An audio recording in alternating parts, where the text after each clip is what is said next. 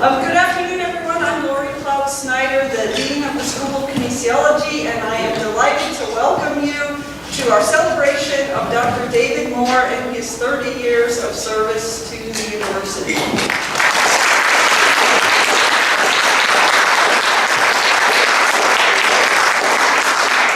In case you did not already know a little of his background, he received his BA degree from the University of the West Indies. We won't talk about the dates for these. His MBA from Middle Tennessee State University and his PhD from Indiana University. He joined our faculty in 1990 after we somehow managed to wrestle him from the Ross School of Business. And since then, I don't even know how many, hundreds, maybe thousands of sport management undergraduate and graduate students have benefited from his skills in marketing and advertising. David's research focuses on consumer behavior and really a wide range of things, including emotional responses to advertising, particularly in the sport industry. And anyone who's ever chatted with David knows that he's really passionate about what makes consumers tick, whether it's their view of the concessions at an arena, or their recall of Super Bowl commercials, or how they're influenced by social media. I know I speak for all of our faculty, staff, and students when I say that we'll miss David's deep commitment to his students and his subject matter. And on a more personal level, I know we'll miss his collegiality, his sense of humor, and his Trinidadian charm. David, we wish you health and happiness in your retirement and whatever new adventures may lie before you. And thank you for everything you've done for our school.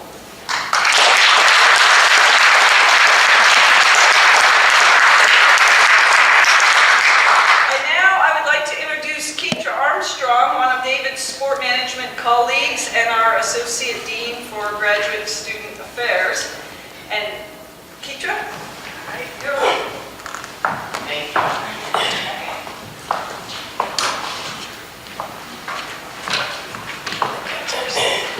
Good afternoon. Okay, I know it's cold outside, but we got to warm it up a little bit in here. This is supposed to be a celebration of David's retirement. Good afternoon. Good afternoon. All right. So I want to just take a few minutes and offer some remarks. Lori mentioned to you a little bit about David's background, how long he's been here, the contribution he's made, and I want to talk a little bit, I guess, on behalf of some of his students. Let me back up a second. David has been a great colleague. Students love him, but he's also a steward of the community. I don't know how many of you know. David's actively involved in his church and a number of community activities. And so, one of the things that I want to talk about today is David as a professor. And so, like when I talk to the students, and we talk about Dr. Moore, he says, the students tell me there are a couple of things that he always reminds us of. So for 30 years or so, you've been challenging the students to see the big picture. That's what you tell them. You got to see the big picture. And you help them to see the big picture because you talk to them about things that go beyond your class. You also tell them, don't be afraid. You have to take chances. If you don't try, you never know. All right? But what I want to talk about is the other thing that you always tell them, and it's find your power idea. You knew that was coming. So I want to talk about this power idea. So in other words, I want to try to give you some suggestions like you've been giving our students for the last 30 years. You okay with that? Okay. Well, first of all, some would say announcing retirement is a pretty power idea, right? In and of itself, it's a power idea. But I want to look at it a little bit differently. So there's this guy who's like a technology consumer guru. You may know him. You may even write about him in your class, Walter Mossberg. When he got ready to retire, he said, retirement is like an opportunity for reinvention, to do new things, to be my new self. So if you think about that a minute, that's kind of how I see where you are, David. In this situation, you have a new bride. I don't know how many of you met David's new wife, but she's here with us. Orlandi. And so you have a new bride, You're going to be in a new place in Colombia, and you're going to be speaking a new language. I didn't even know you could speak Spanish. Yes. And so, when I think of all of these things, and when I was talking to David about this moment, as he was trying to describe for me what he feels like now, and what's next, in the next phase of his journey, in the best way that he could and could contain his emotion, he says, I'm a new man. I'm a new man.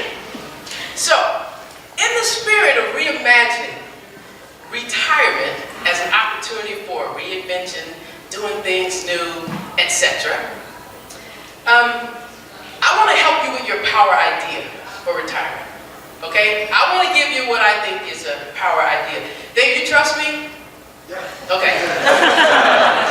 Because you know, we've had a lot of long conversations over the 6 years that I've been here. I'm kind of giving you pretty good advice, right? Correct answer is yes. Well, trust my advice this time. I want to tell you what I think your power idea should be moving forward. Okay?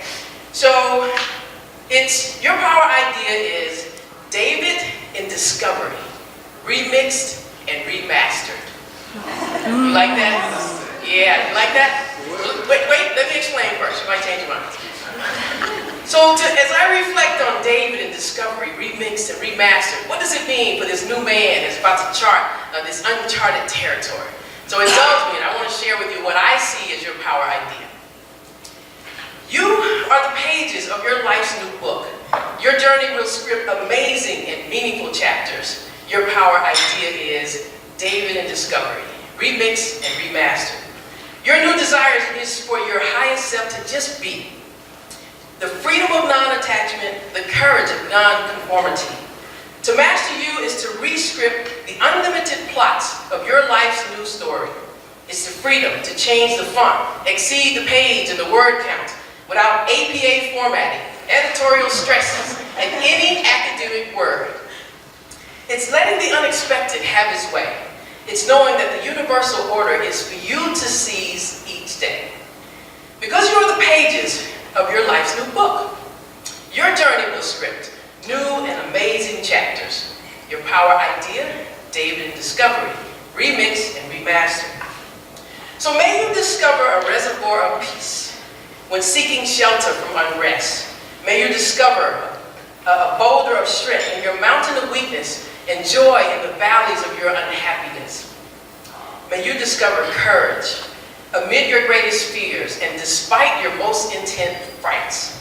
May you discover the security and the release of the shackles on your mind that will set your soul in flight.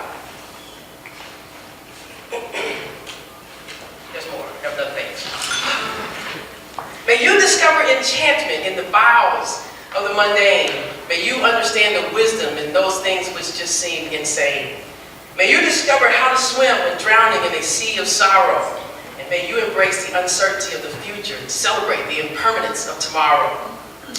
May your power idea excite you. May your connection to its unknown unite you.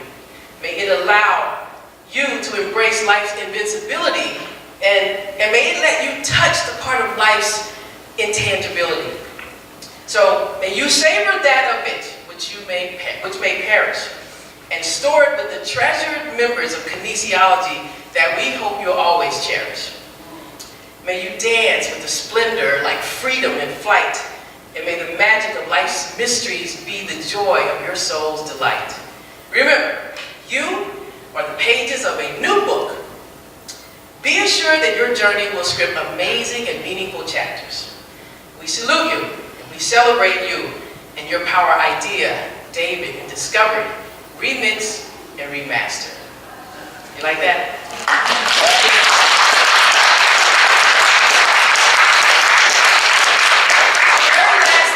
I saved for last, your favorite quote. And the students to a person will tell you, this is his favorite quote. He always would say, anticipation is delicious. Anticipation is delicious.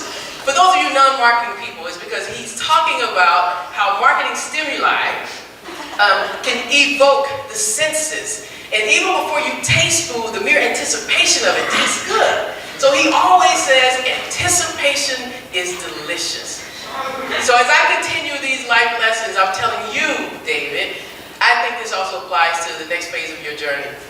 And I sincerely hope that the taste of your retirement is even more delicious than the anticipation of it. My dear brother, my valued colleague, we're going to miss you. We celebrate you. And we hope that the entirety of your retirement is your special moment. We love you, David.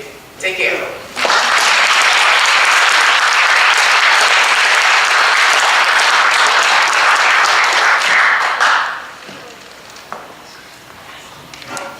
Good afternoon. My name is Mark Rosentraub. I'm a colleague of David's. I serve right now as the co-chair of the sport management program. And David, what I want to talk about, I like the remaster.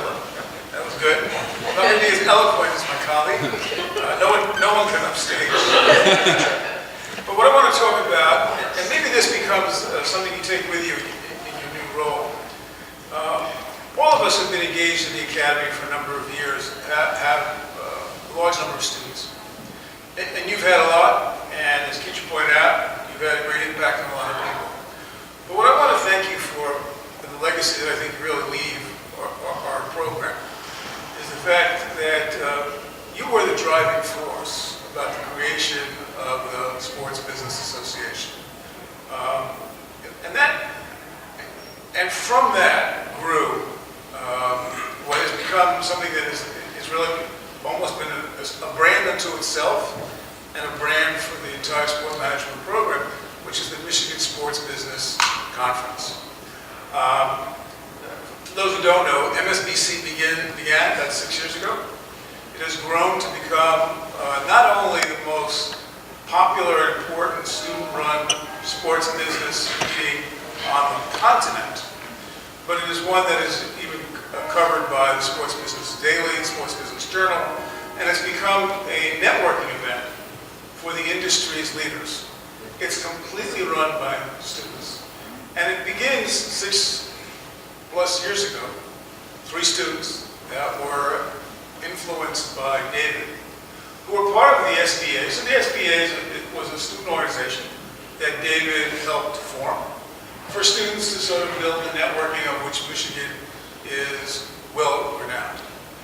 It was an organization that went out of our school, but also involved colleagues and students from the Ross School of Business. David obviously had that lineage that reached back into the Ross School of Business. So there are student members from both schools, and now there are some even from LS&A. But that group came up with an idea that has transformed our school and has transformed our program. And David, that's the real legacy that lives on. And for that, we are all in your debt. Now, maybe MSBC would have happened. Maybe those 3 students would have met each other, and maybe they would have come up with an idea. But if it wasn't for that organization and the one that you founded, I don't know that that's true. And so what you have left us is not, and I don't want to minimize the contribution that you have made to scores of students, and you have. And you know there's a bunch of, every year there's a bunch of David groupies that essentially hang out at your door, okay? They will leave, and the students behind them won't really know who David Moore was. And that's going to be their loss. But what you've left that every student will benefit from for years to come is MSBC. And each October, wherever you are, I want you to take a minute to remember. By the way, it's October 18th this year, if you're planning ahead. Well, the 19th, it's that Friday. It's on the 19th. So if you're thinking about it back in the country, come back on October the 19th, it'll be this year. That is an extraordinary event. And if you can't make it, it's so popular, by the way, it's actually webcast. So you can watch it from where you are. In this remastering and remixing, David, that you're going to do in your new role, I started by saying MSBC is the most important sports business conference on the continent. So now you're on another continent.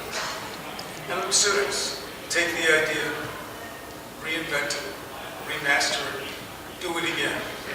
because what you are leaving for students in Michigan is in this museum. And for that, they and those coming to us are in your debt. Thank you, David.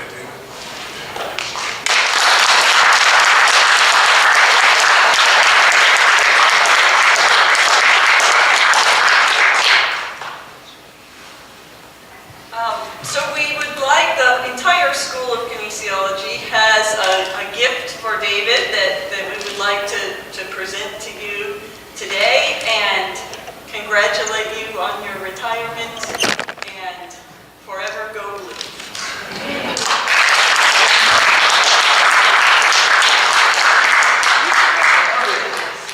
blue. This one you can take. Thank you. This one though, you gotta open. Yeah, let me just open this important gift. Take it with me. Reverend Ken.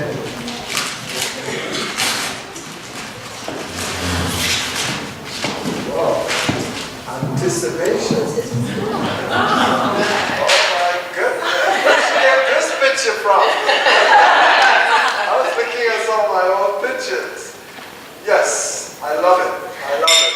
Orlando, this has to travel with us. Yeah, we're trying to decide what we're taking from Michigan and what we could afford to take, given the fact that you're flying on a plane you have to get fly. Thank you very much. Thank you very much.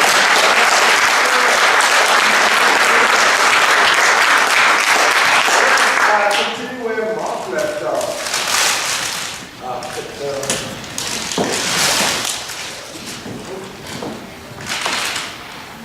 Yeah, when I came to Ross, and I was sitting there in my office one day, and Rick Bagosi came down to my office, and we talked about research. But we realized at that point that we had many topics and perspectives in common. My research was undoubtedly focused on emotions. I had this powerful video that I used as a stimulus in that research. So Rick joined me on that paper and eventually published in one of our top journals, the Journal of Marketing. And from there, that relationship with Rick grew. I also had Rajiv at that time. Rajiv had arrived from Columbia University, not very long, but he was in brand strategy. And I followed his research as well. So all of those individuals and faculty there at business school influenced my early work in marketing and brand strategy. But I always kept focused on emotions, is really where I remained, and realized that sport was where emotions exploded. That's the ultimate here. So there are a lot of papers I am still wishing I had written, focusing on those emotions. So while I was there, D. Eddington came and said, look, we don't have a PhD in business in the area of marketing. Was sport management at that time. And we wondered if you would come over and introduce new courses and continue doing research. But I couldn't give up. I came over, but I stayed focused on emotions. So one of the last papers I published that the title was Anticipation. An emotion is delicious. So when I went to Columbia, for a short visit, 1 week during the break, and they asked me, what is your topic? You have to present. We want to show you three presentations I had to make. Anticipation is delicious. Because anticipación es deliciosa. So I know what in the world meaning here. Well, while I was presenting that topic, Orlando was in the audience. And when I said anticipation is delicious, she was thinking something different That was what was going on between us. So let's get back to this issue here. So I really enjoyed the time I spent at the business school. I have excellent experiences, wonderful experiences, and I can look at all of you and say, I love you. I wish I could have stayed with you, but I'm a new man, a new life, a new wife, a new language, a new place. I'm missing the winter, but Medellin, Colombia is called the city of eternal spring. You just need a sweater at night and early in the morning, and the temperature is great. The people are wonderful, very courteous to each other. Traffic slows down, you want to pass, you go to the stores, it's very beautiful. But when we came out, we were planning to live in Jersey City near to my son, but she has a medical reaction to cold weather. So she realized that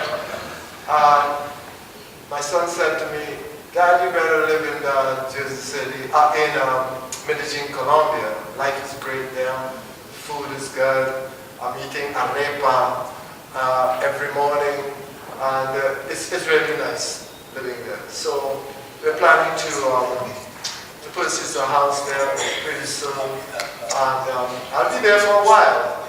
But I haven't ruled out coming back here. I miss you. I really miss. I just don't know how I can live continuously without folk who are here. I have people from church who are here, my students, faculty who are here, and I'll always have my heart here. And as I continue living in Medellin, Colombia, I want to say thank you for all of you who have done so much for me over the years. I'm looking at an incredible woman, Anne Travis, Emily Matthews, and the staff who put this together in very, very efficient people. And you know that too. So I want you to give a little hand of applause here.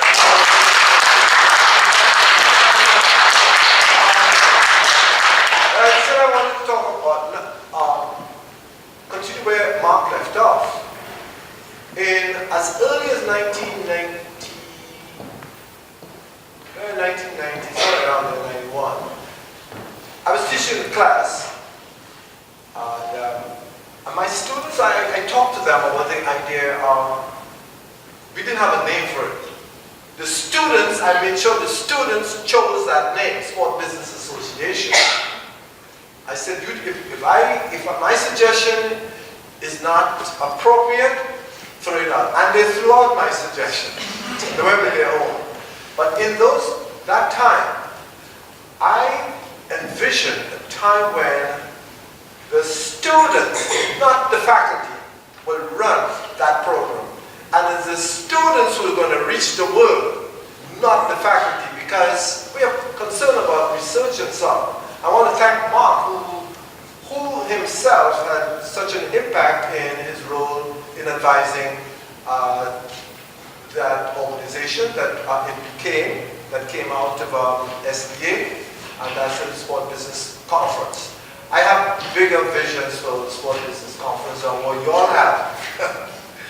I want to see, just quickly, I want to see one conference on finance alone, bringing in all the financial associations and the companies who benefit from this and make it financially explosive and profitable, for this institution and so on. That's just one of those areas. What I can tell you, David, the organization hasn't changed.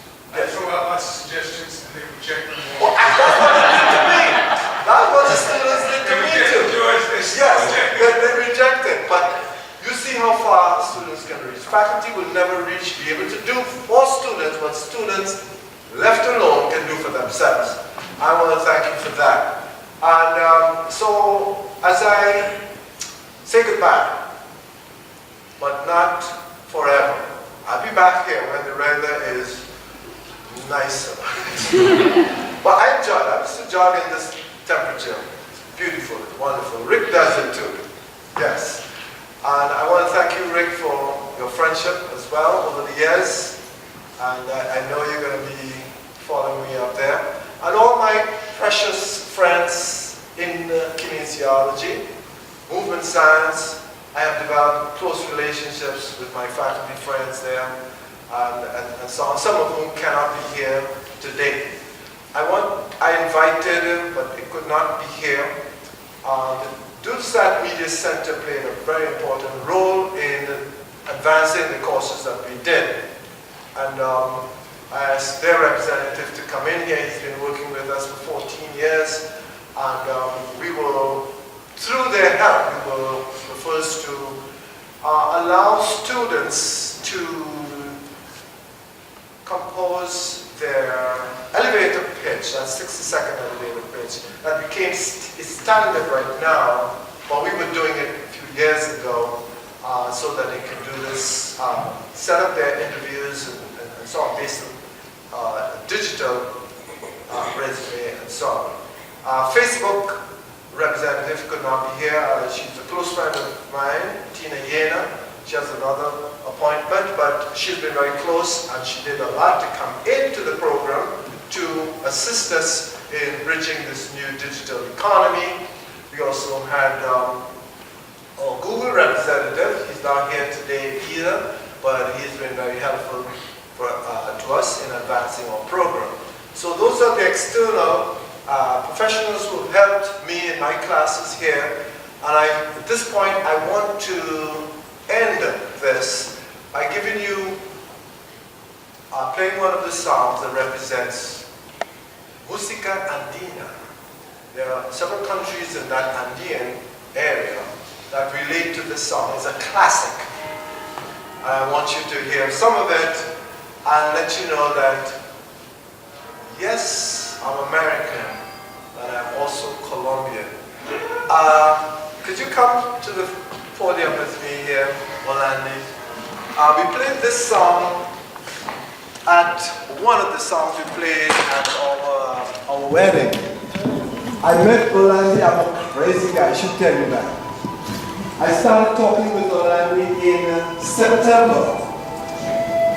I visited Colombia in October for a week, and I married her in December.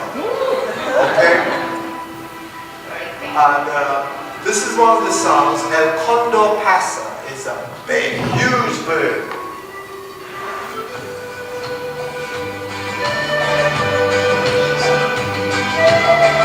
I love this song long before I met her. 2012, I played this song. But it's a song that represents who I am right now, and who I always wanted to be. I'm a man of the world. I can't be nailed down to one country. This is my third country.